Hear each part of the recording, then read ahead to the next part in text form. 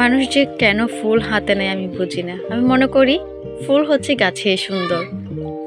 কথায় আছে না, বর্ণরা বর্ণে সুন্দর, শিশুরা মাতৃ করে। আমার মনে হয় ফুল হচ্ছে গাছে সুন্দর, হাতেই নয়। তাই আমরা সবসময় চেষ্টা করব বাড়ির সামনে একটা হলেও ফুল গাছ লাগাতে, যেন বাড়ির সৌন্দর্যটা বৃদ্ধি পায়।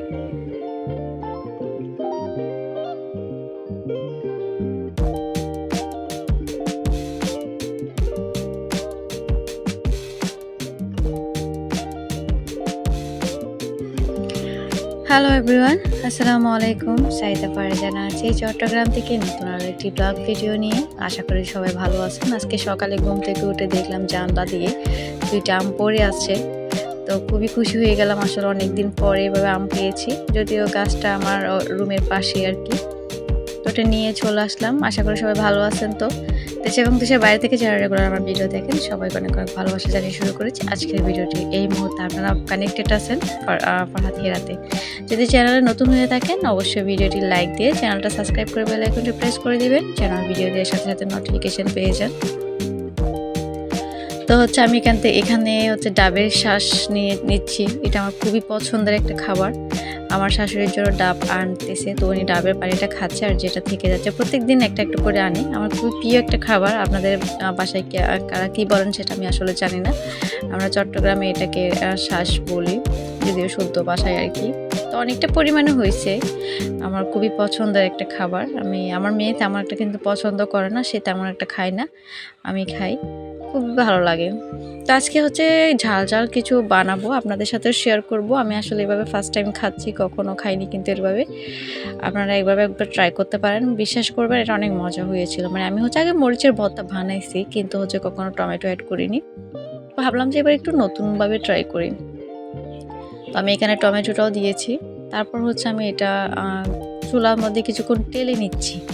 টেলে নেওয়ার পরে ভাবলাম যে এইভাবে একবার করে দেখি। আসলে এভাবে আপনারা হয়তো অনেকেই করেন, কিন্তু আমি হচ্ছে কখনো করিনি।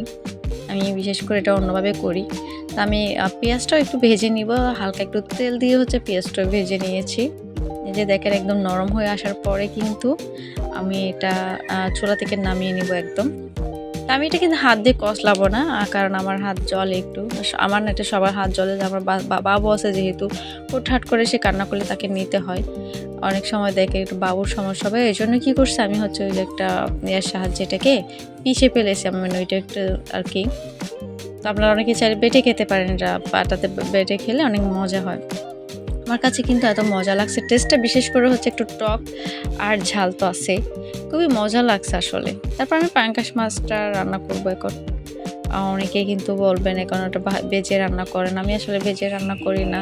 যেদিন হাতে সময় কম থাকে, আসলে আমি এমনিতে খুবই মানে বাচ্চা তো, ছোটো বাচ্চা তো খুব তাড়াহুড়ো করে কাজ করার চেষ্টা করি, মানে শর্টকাট করার চেষ্টা করি আর কি। তো মাছটা একদম টাটকাই ছিল। তো মাছটা আমি কেটে রান্না করে নিচ্ছি, না ভেজেই রান্না, মানে কাঁচাই রান্না করবো আর কি। আমি এভাবেও খেতে ভালো লাগে, ওভাবে করে আসলে করি না এমন না, কিন্তু হচ্ছে সময় একটু শর্টকাট পন্থাটা আমি আসলে একটু বেছে নিই আর কি। তো মরিচ ভর্তা আপনারা কারা কারা এভাবে খেয়েছেন অবশ্যই কমেন্টে জানিয়ে দিবেন। আর এভাবে যদি খেয়ে থাকেন আপনারা অবশ্যই জানেন এটার টেস্ট কেমন। তো ভর্তা বানানোর পরে যে আমার এত লোভ লাগতেছে যে বাপ, আমি আসলে বেশি জাল খেতেও পারি না, কিন্তু খেতে খুব ইচ্ছে করে। তো যার জন্য গরম গরম ভাত দিয়ে একদম নিয়ে গিয়েছি, উনি ভাত খেতে বসে গিয়েছে আর কি। আমার হাজব্যান্ডও বললো যে ভালোই হয়েছে, আসলে খারাপ না। তো আপনারা এখানে হচ্ছে আমি এখানে কিছু কুমড়ো বিচি, একটা কুমড়ো থেকে মাশাআল্লাহ কতগুলো যে বিচি হয়েছে আপনারা দেখবেন। তো আমি কুমড়ো বিচিগুলো একটু ভেজে খাচ্ছি, অনেক মজা আসলে খেতে।